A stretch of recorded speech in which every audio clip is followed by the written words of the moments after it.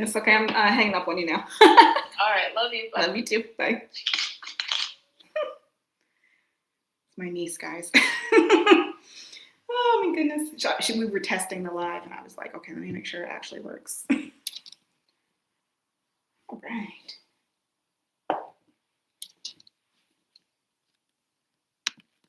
Welcome. Welcome.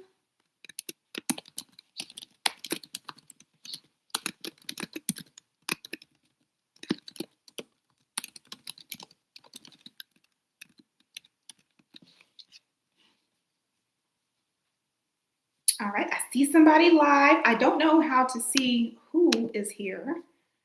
Let me see if I can find how to. I guess you guys have to go in the chat to let me know how to see who's here. Oh, let's see, participants. Oh,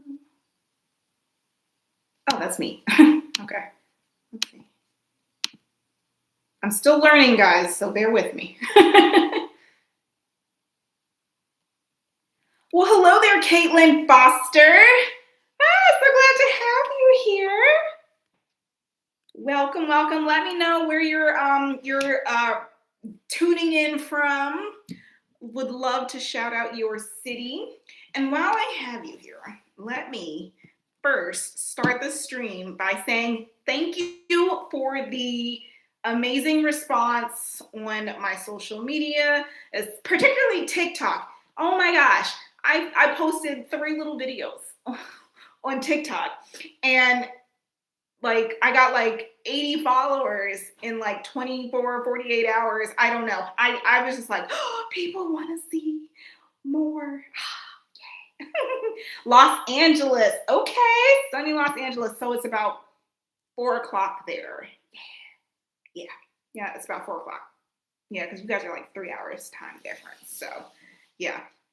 I can't see you guys in the participants. I can only see you guys in the chat. So go ahead and post in the chat and I'll be able to shout you out. But I would love to shout out my new subscribers, Yolanda, Zoe, especially if you're seeing this like later or whatever. I really want to make sure I give you guys your flowers for following. So Yolanda, Zoe, NW Supernova, and B Gold 1482. Thank you for subscribing to What Brooke Spent. I'm very, very happy that you guys are like signed up and are planning to tune in, whether it be during the live broadcast or later in, not real time. So there we go. Okay, we'll give it a few more minutes and then we'll dive in to the subject matter. But I did want to share that this is the book that we are discussing. It's called You Are an IP Company. It's by Dr. Carrie Oberbrunner and Catherine Rubino, okay, Esquire. And the subtitle is The 12-Step Plan to Increase Your Intellectual Property Influence, Impact, and Income. Love that. I love that. When I was thinking about this book club, and I'll get into the origin story in a second, but when I was thinking about this, just kind of endeavor, I was like, okay, what kind of books do I like to read? What kind of books do I wish people discussed in like communal ways and not just like sitting with it and like, okay, well, that was a nice book. I'll not put any of it to practice. And one, the thing about a lot of book clubs, both like in real life, in, kind of like out there in like somebody's home or, a library book club or something like that, is that a lot of them tend to be fiction, or they tend to cover fictional works, right? So novels, do a little thriller here, a romance novel there or whatever, and people will discuss. It'll be great. Everyone will eat snacks and go home. That's not my thing because, and no shade, no disrespect to fiction authors. But I like taking a book, not necessarily judging it by its cover, but like taking a book and saying like, let me look at the table of contents. What is it like planning to cover, like the subject matter, and what's the kind of payoff that I'll get at the end of this book? So that's why I like nonfiction.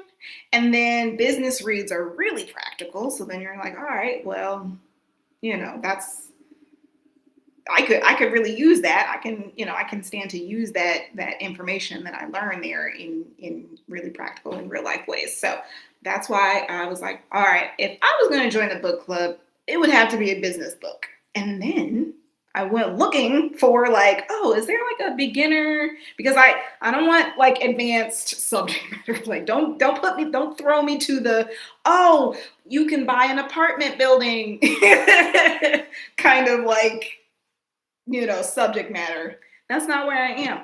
I'm a beginner's investor. A little bit about me. Or a little bit about like my backstory as far as like, kind of financial stuff is concerned, is that like my biggest thing is that in 2018, I was, $22,000 in consumer debt. And I had six-figure student loans. I'd consider an under earner, like I had a job, but it didn't pay the greatest. And I needed to kind of like dig myself out of that hole. So I ended up paying off that debt in about, I think about 2.5 years or something like that. I was just aggressive about it. I was just like, throw everything at it, pay off the car, pay off the medical bills that are on my credit report, pay off whatever. And eventually, all that good behavior financially started paying off on my credit and all that good stuff. And then I, at 29, so this was in 2019. Yes, 2019, about 15 days before my 30th birthday, I bought a house, my first house. I bought a townhouse, and I bought it by myself. I didn't have a co-signer. I didn't have a spouse or, a partner or anybody to invest in this with me. And so I was kind of like, thank you for the reactions. And so I was kind of like, okay, what else can I achieve? And then I started, saving for retirement and growing that account. And I was really proud of myself for catching up essentially with that. And I was like, okay, how do I optimize my taxes? And then how do I get, what is it called? How do I, earn more money, right? Because as I said, I was an under earner, and then I started getting promotion after a promotion in my job. I was in media, and I started getting all these promotions, and then eventually I hit a six-figure salary, and I was like, oh my gosh, this is like so incredible. I really want to like help other people with their money, based off of the experiences that I had with mine, right? I really enjoy talking about like how you can like work the system, because not in an illegal way, but just in a way that's like, oh, you're thinking strategically, right? You're doing things like, oh, I know I have, healthcare costs next year. I'm going to do, things, I'm going to put my money in a health savings account, or I'm going to get a flex spending account, and that's going to decrease my tax bill. So not only, I'm going to spend on healthcare anyways, but now I don't have to pay as much in taxes and still spend the same money that I would have spent. So it's things like that I'm like, oh, I just really love, helping people learn that. So it started with like helping friends and family with their money stuff. And then I started a social media account. I started an Instagram called What Brooke Spent, hence the name of this channel. And then I hated Instagram as far as like a brand, like the algorithm. Oh, it was just horrible trying to like get people to see my content. I wasn't getting the engagement, and I knew that the stuff was valuable, but people weren't seeing it. So I tried other ways of reaching people. So I started a newsletter on Substack, and then it was a different newsletter, but now it's the What Works Spent newsletter. I created a website so that my brand would have a kind of its own little corner of the internet. And then I later started the TikTok, and then I decided to do YouTube. So that's a little bit about me. Oh, and then also I pivoted from media to financial services. So now I'm in banking, and I'm learning so much about like strategically how people, use different accounts to their advantage and stuff like that, which is interesting because the origin of the book club kind of came of that, having that brand related to finance, and then also having all this kind of like walk around knowledge that like I really wanted to help people with their finances as well in a kind of social way, not necessarily being a outright financial advisor, but like a certified financial advisor. So for the record, I'm not a certified financial advisor, but someone who is interested in investing for myself and helping other people do the same.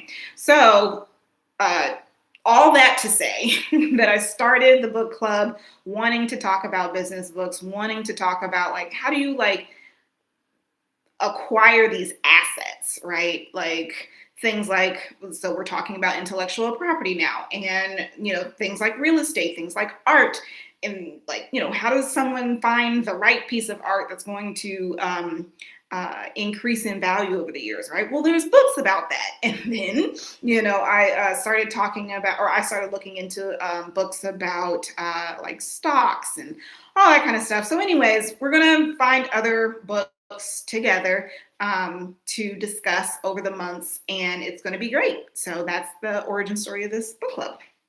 And I just wanted to kind of also set the expectation that I am not, I'm more of a facilitator of this conversation. I'm not I'm a co-learner. I'm not an expert by any means in any of these topics.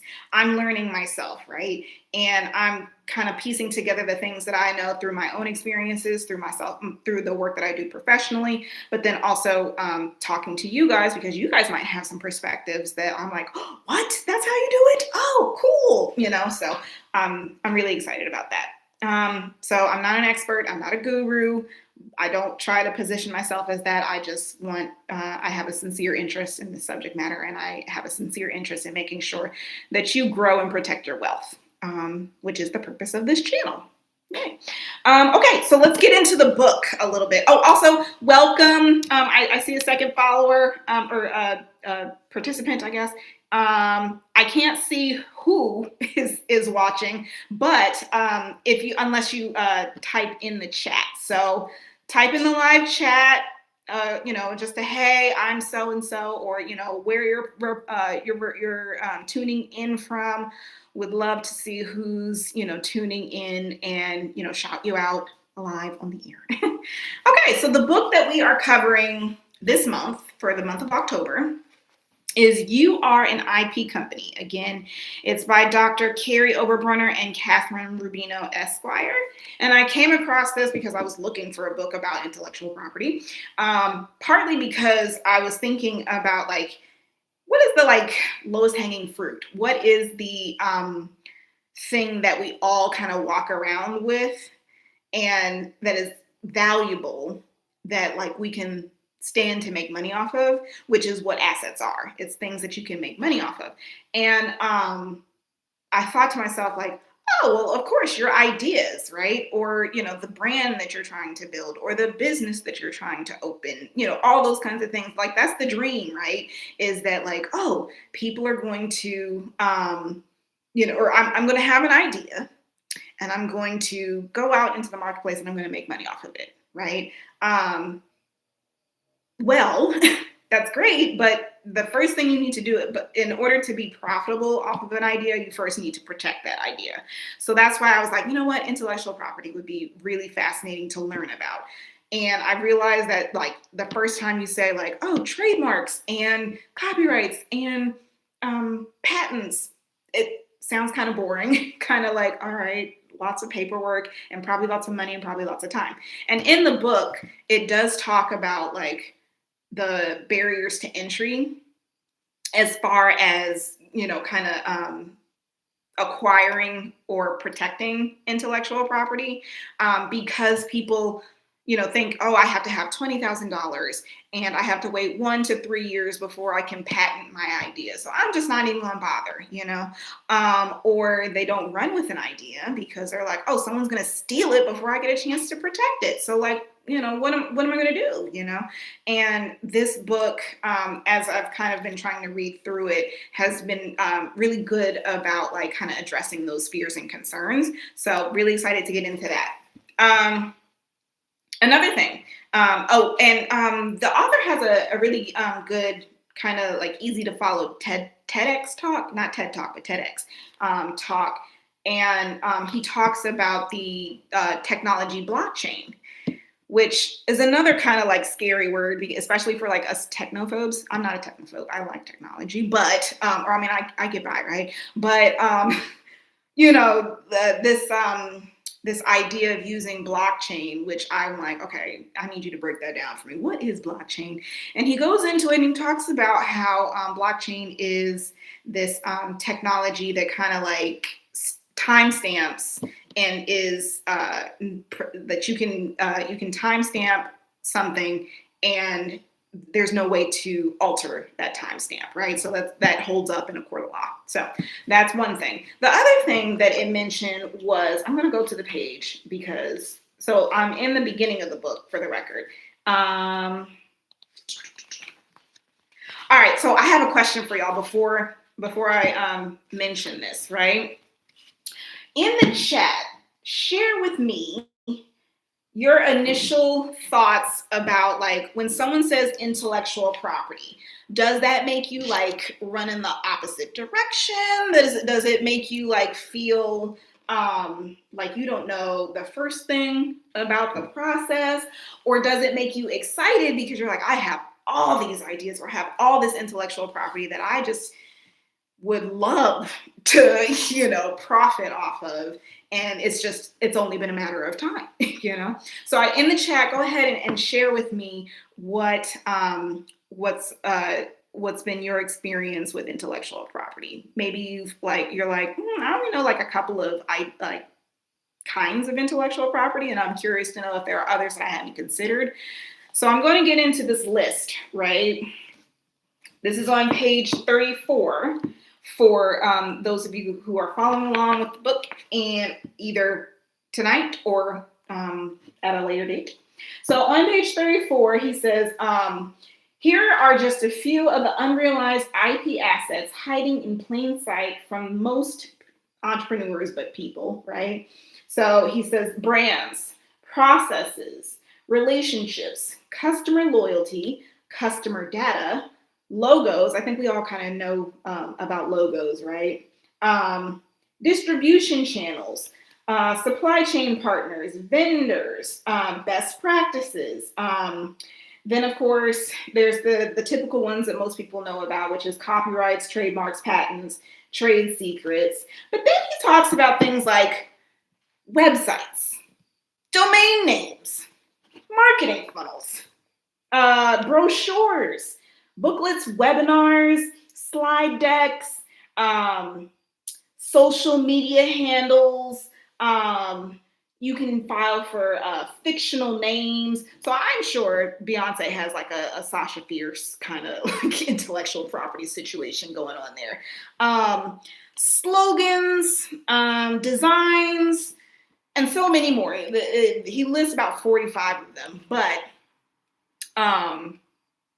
that was a valuable like list for me to be like, oh, that kind of wraps my head around like the scope of what we're talking about here, right? And the potential that you have when you're thinking about either materializing intellectual property yourself or acquiring it from another source, or acquiring like the rights and stuff like that from another source.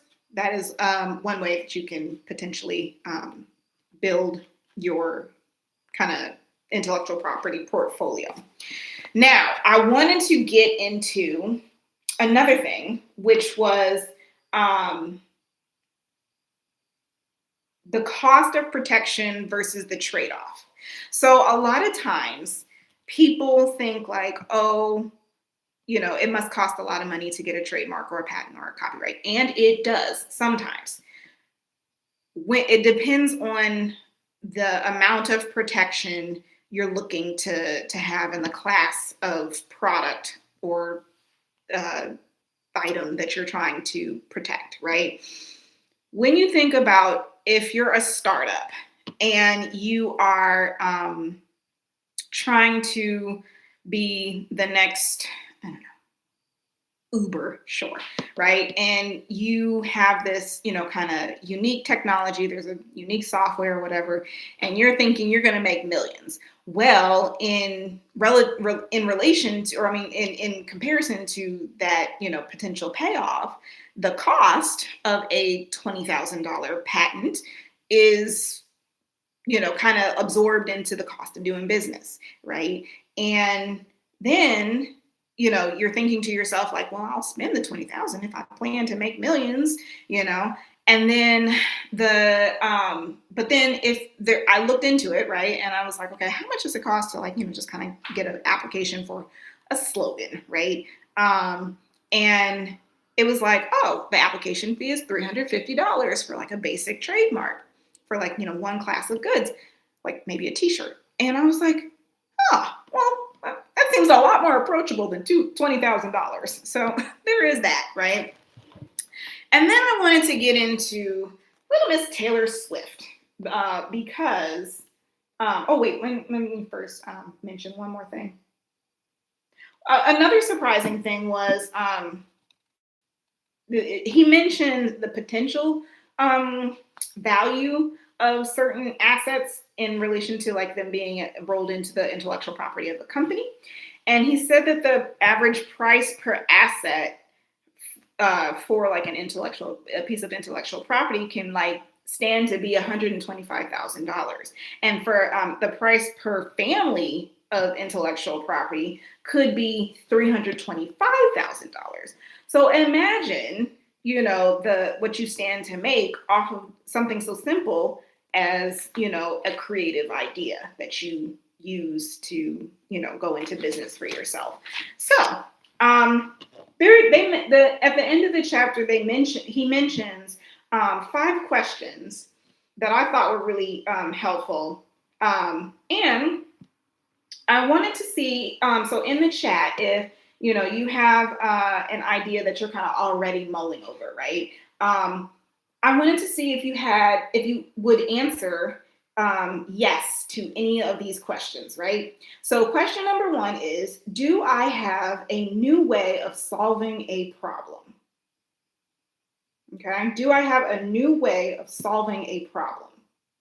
Second question, do I have a unique idea for accomplishing a task? Third one, do I have a different way of saying something? Fourth one, do I have an uncommon angle for combining things? And then the 5th one is, have I created something unlike anything else? And I feel like most people can answer yes to at least one of these questions. And to that point, with these 5 simple questions, you have intellectual property on your hands. So congratulations. At the end of the stream, I hope you realize that you have an asset on your hands. Okay. There is a chart in the book. I'm going to show it to you, right? Can you see it? There we go. There's a chart. It gives an example of how to fill out the chart, and then it gives a blank chart as well. And that it's called the Instant IP Harvester. And it kind of gets your wheels turning with those 5 questions to say like, yeah, I think I have something. And so it's nice to be able to be interactive with a book as well. But you can't do that with a romance novel now, can you? Okay, next section. So 2 things that I wanted to mention was being on the defensive and being on the offensive. So the book talks about being first on the defensive, right?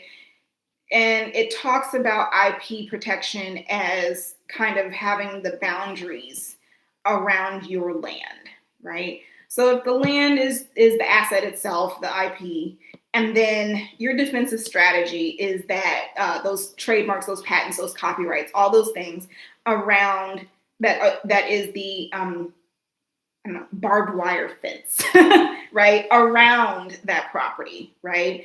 That is step one of protecting your property. But then two, the second part is to go on the offensive, right?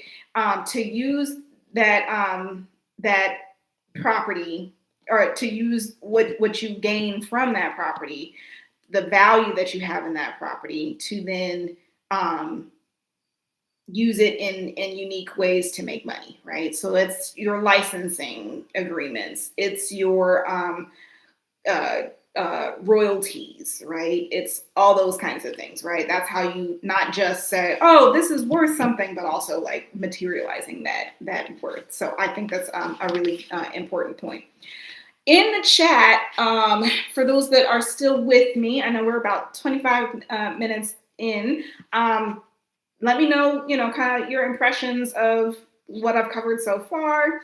What do you think is something that you're like, oh, that's a surprising, point, or, something that I think other people who are either tuning in now or who will be tuning in, to the stream later when I post it on the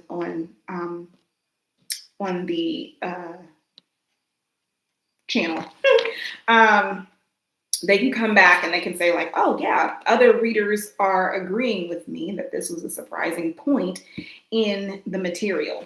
Because I think that's the beauty of having a book club, right? It's not just, oh, I read it and I absorbed it, I kind of thought things to myself.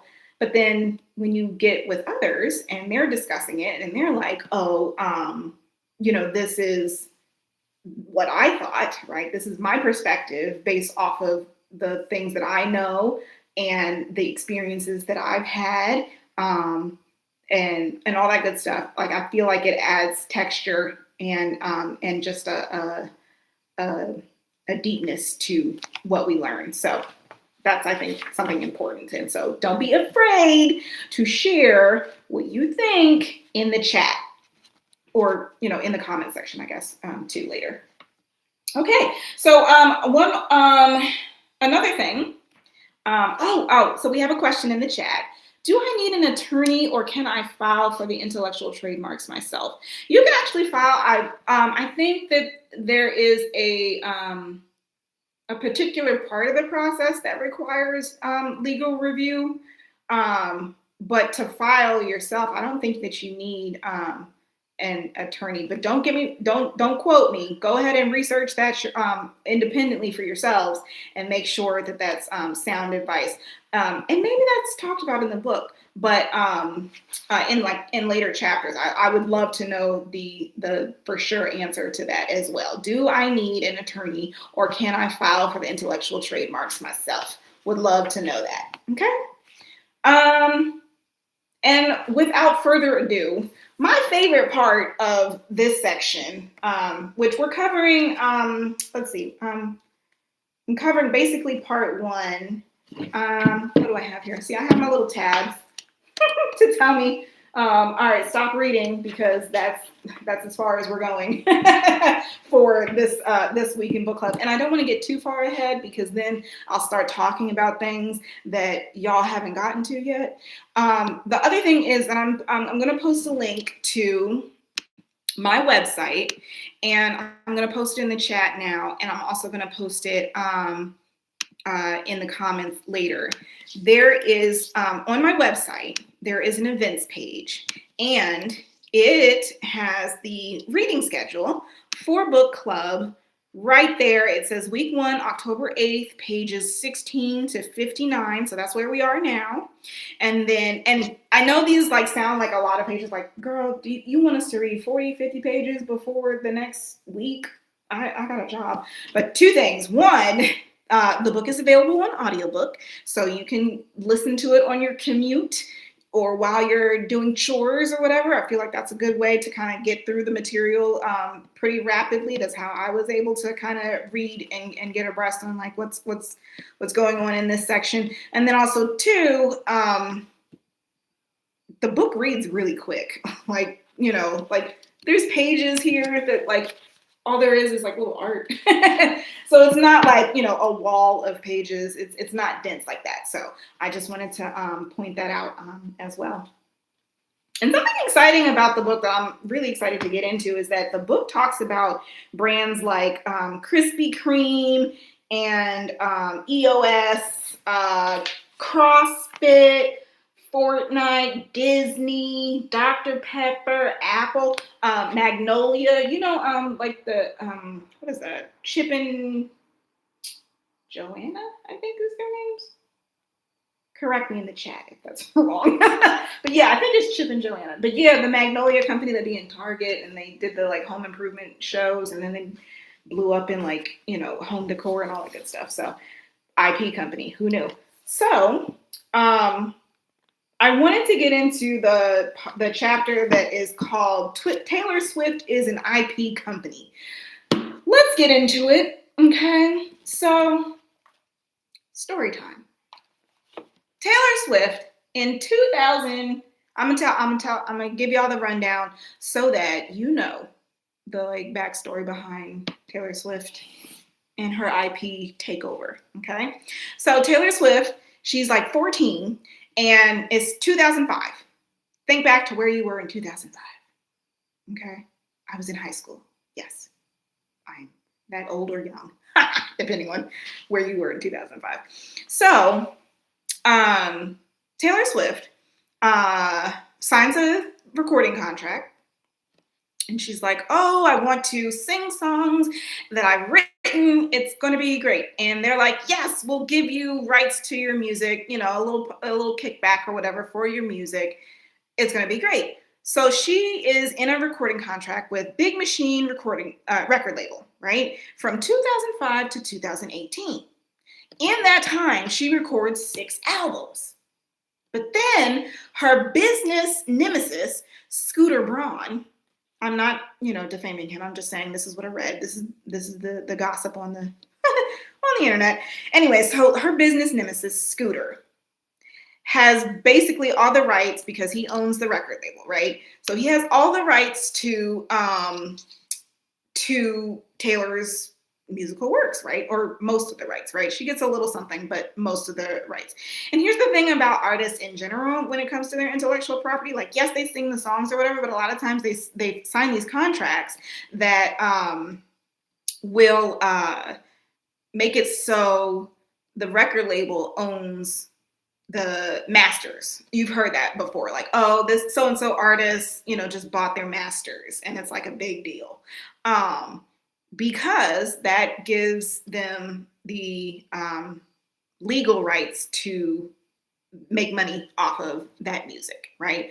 So the streaming and all that stuff, when you listen to their music, when you buy their albums, when, you know, all that kind of stuff, the record label makes the money off of that, not the artist.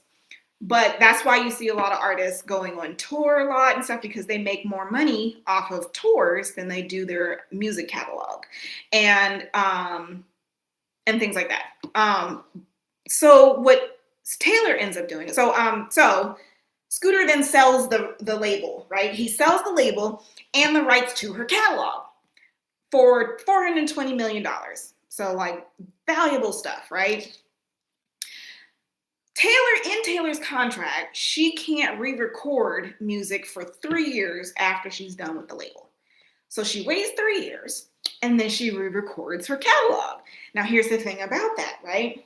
So she makes that's why you see the Taylor's version or whatever out there. That's her, you know, re-recorded stuff. So what she ends up doing is now that music that she's re-recorded is hers, and she can make more money off of it than her old stuff.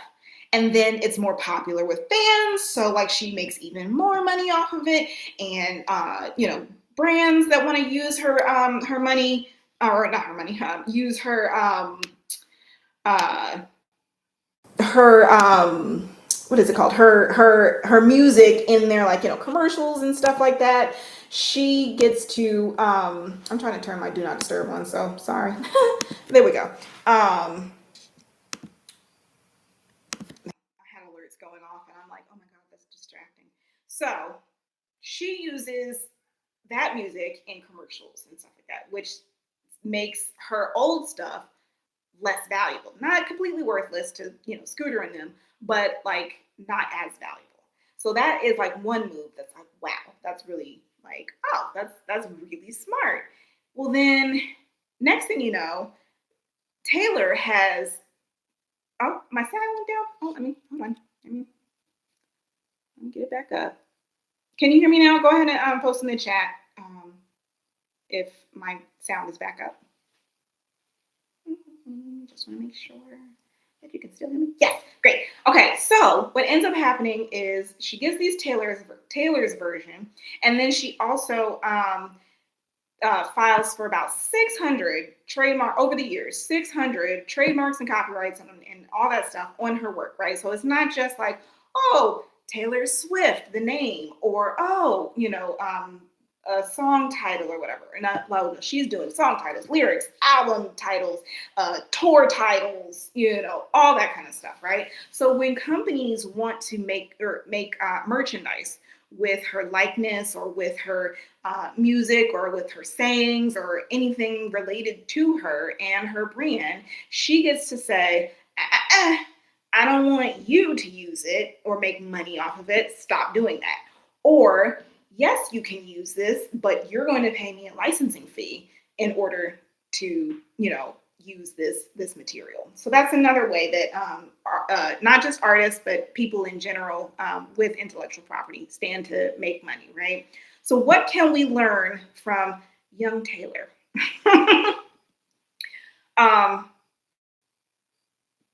Besides, wanting to write or being able to write a catchy ditty, over about a breakup. That's her usual shtick, right? Breakups.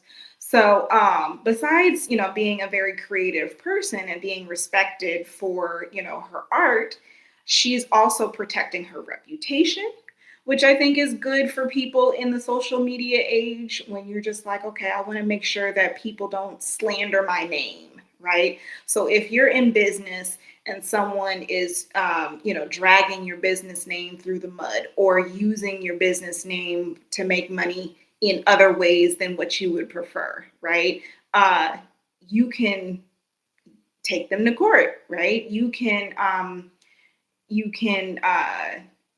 sue for damages. You can lean into the legal protections that you have, right? And then on top of that, you can also use it to say like, hey, like that's why you see, content creators or social media creators and whatnot negotiating deals. Like, for example, Tabitha Brown, she's the vegan influencer, Black woman that she has products in Target. She has like a spice line, cookware. I think she has a wine line. She now has like a perfume, and I'm missing some other products. But she started with like selling T-shirts with her like slogan, her one of her sayings on the T-shirt. Now, if Tabitha hadn't protected that, other people could have, Shein or Temu or whatever the little, kind of discount websites could have just been like, oh, we're just going to slap, I think her saying is very good. So we're just going to slap very good on a T-shirt and we're going to sell it. Well, Tabitha can't do anything about that if she doesn't have the legal protections. So it's things like that. It's things like, if you're starting to create a following behind something, behind a idea or a method or a concept or a brand identity, right? Like I don't think the book mentioned this, but or yes, I think it did. But it thinking about things like Tiffany blue, right? People can't use Tiffany and Company's specific shade of blue on their merchandising or in their branding because without their permission because they have the trademark on that. The John Deere, the tractor company, right? Or I'm sure they make other things too, but I know them for tractors. you can't use that green and yellow on your branding or on your, farming equipment or whatever, because they can sue you and say that you're trying to influence consumers to go with your product, and they'll assume that there is an association there, right? So it's really important that you think about, as we're reading this book, right?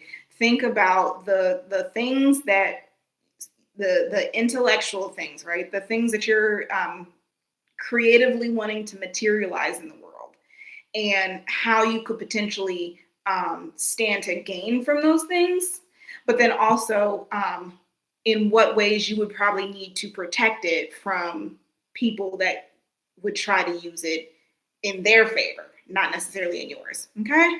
So I really was happy that they included Taylor's story in the book. It made me go and like read up a little bit on what she's up to. Not with her engagement, I really don't care, honestly. But I mean, good for her. I'm not a hater, but I just don't particularly buy into it. Um, but yeah, it's like, you gotta respect the hustle. So it's things like that I'm like, okay, what can we stand to learn from big superstars? What can we stand to learn from, smart business people? What like the Magnolia couple, and what can we stand to learn from legacy brands like Disney, right? I think we can stand to learn a lot. So I'm really excited for the rest of the streams. We're going to be streaming here live Wednesdays at 7 p.m. Eastern Standard Time. So sorry, LA, you're going to have to either watch it later, or you're going to have to tune in at 4 p.m. Just kind of sneak away and tune in, because we'd love to have you. So, but yeah, I'm really excited for the future discussions that we have about this topic. Learning so much already, and find me on social media channels. Like I said, I have a newsletter, What Brooke Spent, on Substack, and I'll leave the link in the description. And then let's see, I have TikTok. I am Secure the Bag Brooke with an E. Secure the Bag Brooke on TikTok. And what other ones am I missing? And my website is What Brooke Spent, again, Brooke with an E.com. And yeah, I'm really excited. Yay. So show me some love in the chat, and let's get together next week. And in the meantime, talk to me anytime on the other social media channels. Happy, or in the comment section on this video, other videos on my channel. Let's really like engage each other, because I think you guys have a lot to offer, and just as much as I have to offer as well. So thank you, everyone who came in. I saw some people pop in. I didn't see them in the chat, so I can't tell you, shout you out by name, but I saw Caitlin Foster in the chat. So thank you, Caitlin, for participating and being so active in the chat. Really appreciate it. And I will see you guys on the next live. Bye.